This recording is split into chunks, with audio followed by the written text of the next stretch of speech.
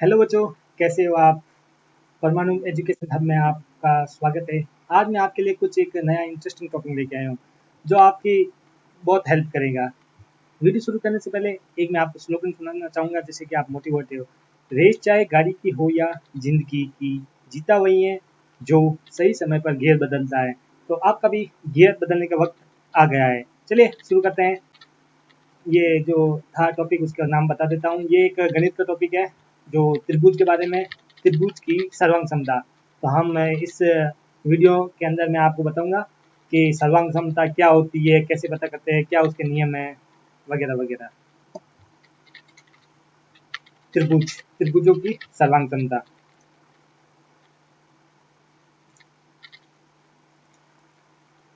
सर्वांग क्षमता का अर्थ, सर्वांग क्षमता का अर्थ है सभी प्रकार से बराबर, अर्थात वे आकृतियां जिनके समान आकार और समान माप होते हैं। सर्वांग क्षमता का अर्थ है, सर्वांग क्षमता का अर्थ सभी प्रकार से बराबर, यानी कि सब बराबर होना चाहिए, अर्थात वे आकृतियां जिनके समान आकार और समान माप है। ठीक है।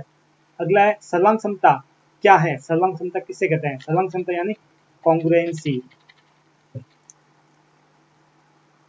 सर्वांग वस्तु की परिभाषा के अनुसार दो वस्तुओं के सर्वांग होने के संबंध में को सर्वांग क्षमता कहते हैं।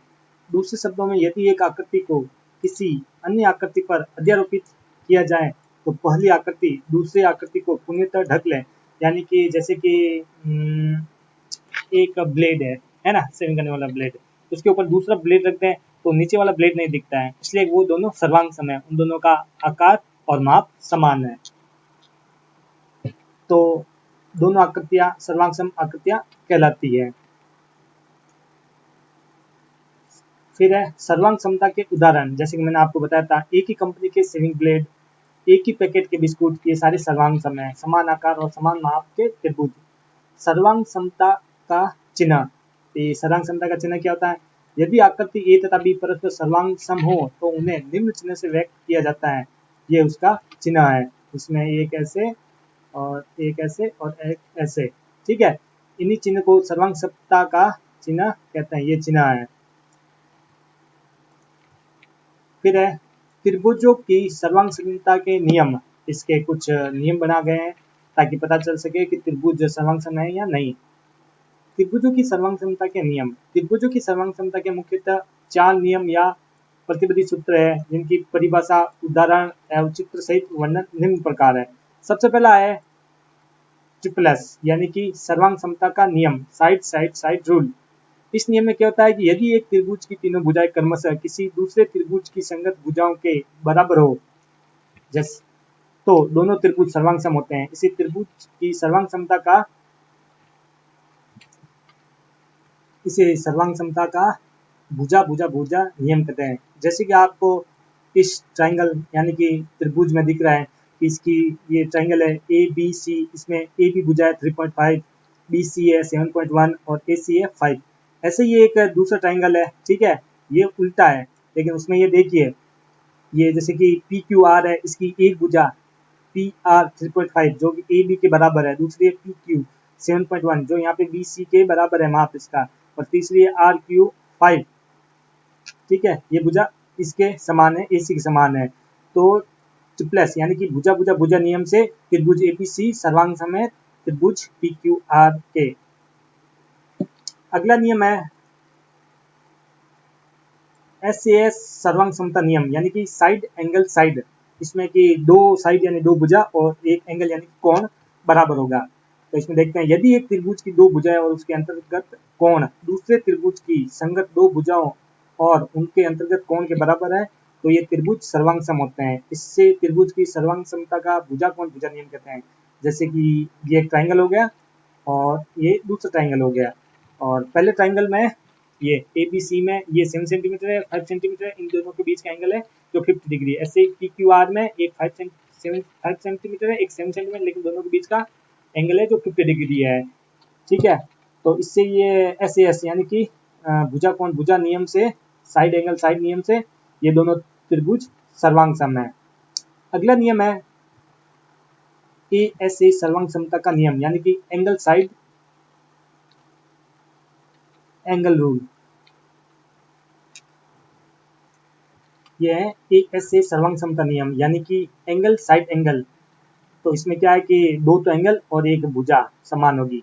तो इसको देखते हैं, यदि एक त्रिभुज के दो कोण और उसके अंतर्गत भुजा किसी दूसरे त्रिभुज के संगत दो कोणों और अंतर्गत भुजा के बराबर होती है तो वे त्रिभुज सर्वांग सम होते हैं। इसे त्रिभुज की सर्वांग समता का भुजा कोण भुजा नियम कहते हैं। जैसे कि आप इस चित्र में देख सकते हैं कि ये दो त्रिभुज है, ठीक है। ये है ए, ये है, इसको मान लेते हैं ओ, ठीक है, AOC, और ये हो गया इधर BOD। इसमें ये दो कोण है ACO, कोण ACO, ठीक है, और कोण BDO, ये दोनों बराबर है 70 डिग्री के, और BC बराबर BD 3 सेंटीमीटर की भुजा है, ठीक है।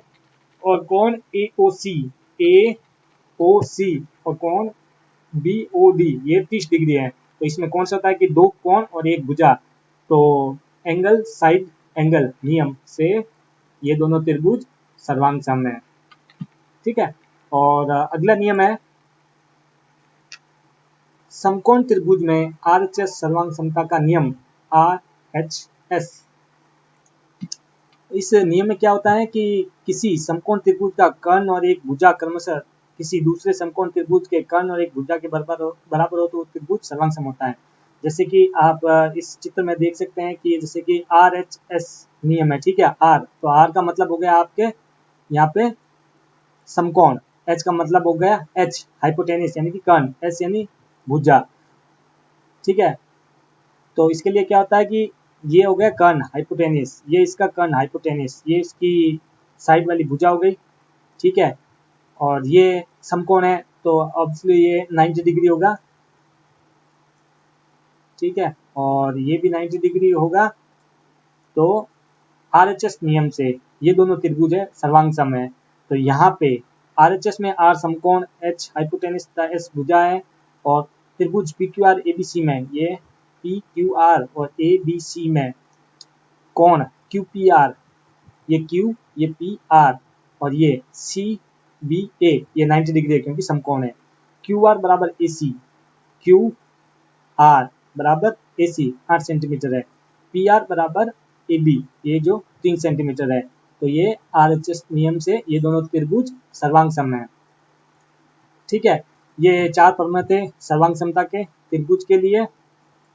और सर्वांग समता के महत्वपूर्ण तथ्य या बिंदु जो अपन ने पढ़ा, इसमें महत्वपूर्ण बिंदु क्या है, सर्वांग सम वस्तुएं एक दूसरे को प्रतिलिपियां होती है, यानी कि एक के ऊपर एक रखने पे दूसरी नहीं दिखती है। और अगला, दो त्रिभुजों में ए का सर्वांग समता कौन कौन नियम नहीं होता है, ठीक है। सर्वांग समता में ए नियम ये नहीं होता है।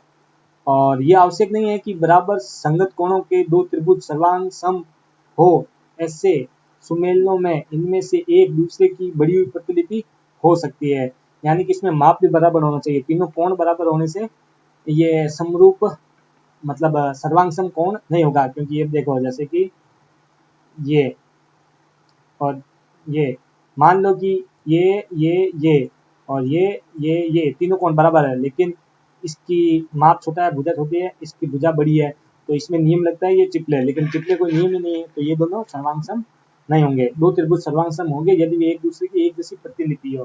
तो इसी के साथ ये वीडियो समाप्त करता हूँ। अगर वीडियो आपको अच्छा लगे हो तो हमारे चैनल को सब्सक्राइब करें और वीडियो को लाइक करें और जितना हो सके शेयर करें। इसी के अगले वीडियो में मैं आपको बताऊंगा त्रिभुज की समरूपता का नियम, ठीक है। तो उससे क्या होगा कि आपके एग्जाम में क्वेश्चन आते हैं तो आप आराम से कर सकते हो, क्योंकि एक बार नॉर्मली समझना पड़ेगा, वरना आपको जैसे कि बाकी सारे वीडियो है उसमें एक लंबे लंबे वीडियो बना रखे हैं और उनमें क्या होता है कि आपको पूरा अध्याय यूनिट बताया जाता है। इसमें मैं शॉर्ट आपको नोट्स बनाऊंगा और अगले वीडियो में मैं इसके कुछ क्वेश्चन आंसर भी बताऊंगा, जिससे कि आप हल करके ये जो मैंने पढ़ाया है वो अच्छे से सीख सको। वीडियो देखने के लिए आपका धन्यवाद।